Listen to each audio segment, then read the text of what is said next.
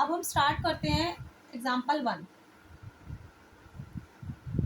सबसे पहले आपको कोई भी क्वेश्चन बोर्ड में स्टार्ट करने से पहले आपको गिवन लिख लेना चाहिए। गिवन और जो आप निकाल रहे हो हमेशा आपको बोर्ड में उसके मार्क्स मिलते हैं। गिवन है आपको probability of A 7/13, probability of B 9/13, probability of A intersection B 4/30। आपको निकालना है probability of A by B.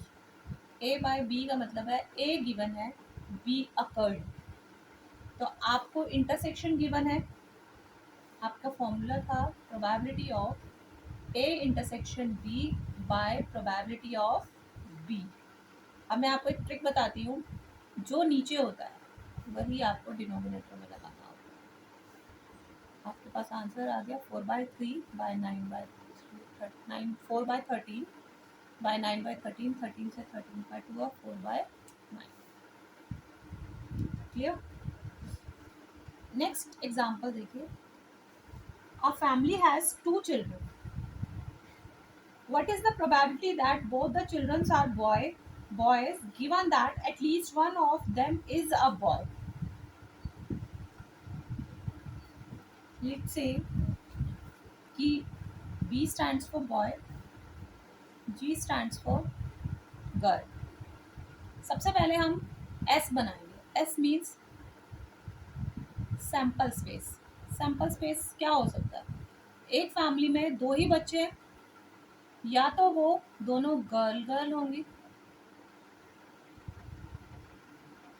या वो दोनों बॉय होंगे या वो बॉय गर्ल होंगे या वो गर्ल बॉय होंगे। आपके पास यहाँ पे 2 ब्रैकेट्स हैं। ब्रैकेट्स का ध्यान देना, अगर आपने इस ब्रैकेट से स्टार्ट किया है तो आपको क्लोज भी इसी ब्रैकेट से करना है। आपके पास क्वेश्चन है कि what is the probability that both the children are boys. आपको उसने बोला है कि दोनों के दोनों बच्चे बॉयज होने चाहिए। लेट्स से कि ई है बोथ आर बॉयज। उसके आगे उसने बोला था गिवन दैट, यानी this should be given and this is occurred. Given that at least one of them is a boy. यहाँ पे हम लिखेंगे at least one of boy. Question दोबारा सुनो। What is the probability that both the children are boys given that at least one of them is a boy? 2 boy की probability निकालनी है। आपको दिया हुआ है कि एक लड़का तो होना ही चाहिए। Now probability E both are boys, B और बी बन सकता है, और F at least one of boy, कम से कम एक होना चाहिए और एक से ज़्यादा भी हो सकता है।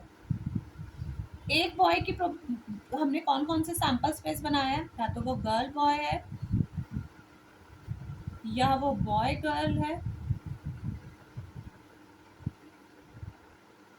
मैं आपको दोबारा बता रही हूँ, एटलीस्ट वन बॉय का मतलब है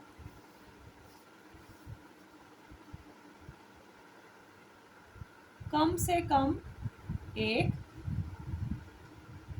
और एक से ज़्यादा भी, और एक से ज़्यादा। अगर हमसे बोला जाता है कि you have to score at least 60 marks, इसका क्या मतलब होता है कि 60 वाला पास होगा, यानी 59 भी आ जाएंगे तो वो फेल हो जाएगा। तो एटलीस्ट का मतलब है कि वो नंबर और उससे ज़्यादा वाला उसके अंदर आते हैं। तो एटलीस्ट वन बॉय का मतलब कि एक लड़का और उससे ज़्यादा भी लड़के चलेंगे, पर कम से कम एक लड़का होना ही चाहिए।